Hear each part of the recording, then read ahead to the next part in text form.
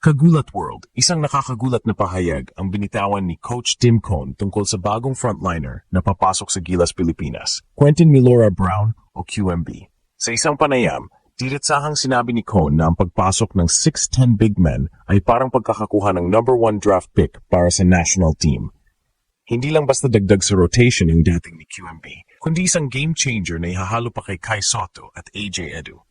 Isipin nyo, tatlong batang higante na sabay-sabay sa loob, bawat isa may sariling skill set, Kai na mas lethal na shooter, AJ na defensive anchor, at ngayon, QMB na versatile sa triangle system ni Cone. Mas lalo pang umingay ang usapan dahil kumpirmado na rin ng FIBA na local player si QMB matapos ang matagumpay na apela ng SPP. Ibig sabihin, full-blooded Gilas siya, hindi limitado bilang naturalized. Ayon kay Cone, he's basically just what the doctor. At ang pinakamainit, si Cone mismo ang nagsabi na si QMB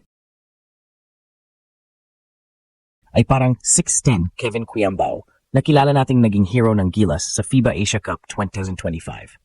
Kung ganoon kataas ang kumpiyansa ng coach, malinaw na ibang klase ang papel na gagampanan ni QMB. Kagulat World, kung ganito kalalim ang frontline ng Gilas sa hinaharap, handa na ba tayong makita ang pagbabalik at bagong mukha ng Pinoy Twin Towers? +1, Kagulat World, hindi araw-araw maririnig natin mula sa isang veteranong coach tulad ni Tim Cone ang ganitong klaseng papuri. Pero ngayong linggo, ginulat niya ang lahat nang ikumpara niya ang pagdating ni Quentin Milora Brown sa Gilas Pilipinas sa pagkakauha ng number 1 draft pick.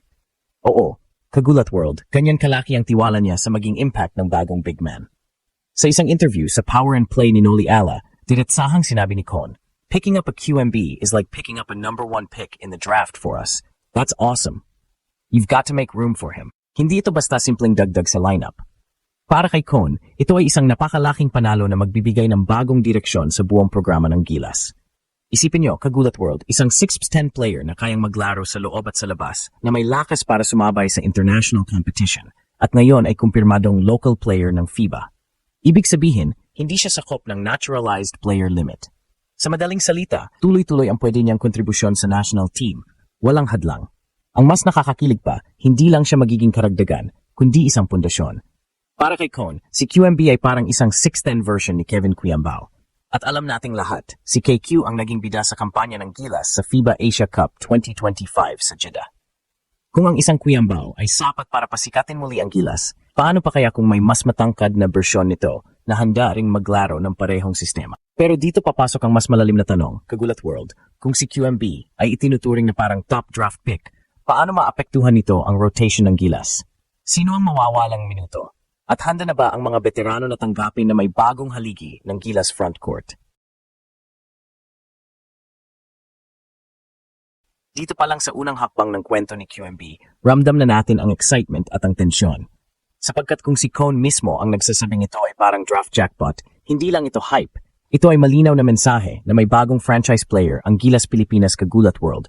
Kung dati ay pangarap lang ang sabay-sabay na makita sina Kai Sotto at AJ Edu sa isang practice, mukhang matutupad na ito. Pero ang mas matindi, idadagdag pa ang bagong paborito ni Coach Tim Cone, Quentin Milora Brown o QMB.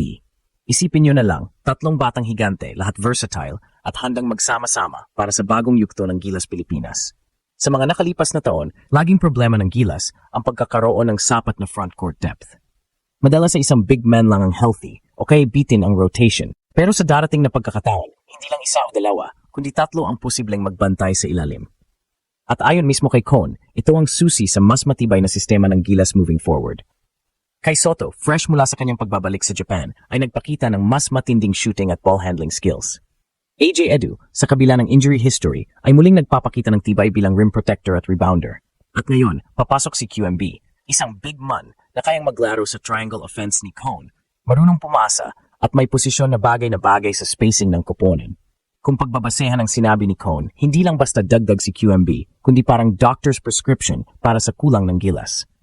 Dahil sa taas niya at abilidad na sumabay sa parehong finesse at physical play, maaring siya ang maging glue guy ng frontcourt. Hindi lang siya scorer, kundi pwedeng magtrabaho sa dirty work, screens, rebounds, at inside presence, habang binibigyan ng pagkakataon sina Kai at AJ na umalalay sa iba't ibang aspeto ng laro.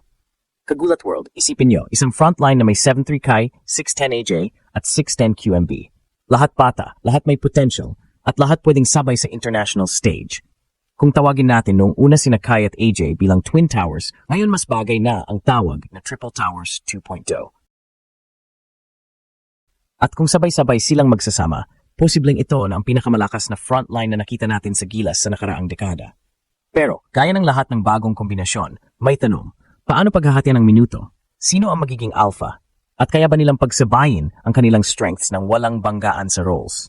Isang bagay lang ang malinaw, Kagulat World, sa pagpasok ni QMB, ibang klase ang asim ng Gilas frontline, at ito'y simula pa lang. Kung ikukumpara sa kanyang dating laro, ibang-iba na ang Kai Sotto na nakita sa kanyang unang full practice. Hindi na lamang siya isang towering presence sa ilalim, kundi isa ng modern big man na may kompletong arsenal.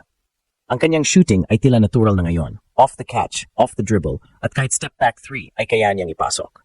Para bang na-translate niya ang kanyang taas sa isang perimeter threat na sobrang bihira makita sa Asian big man.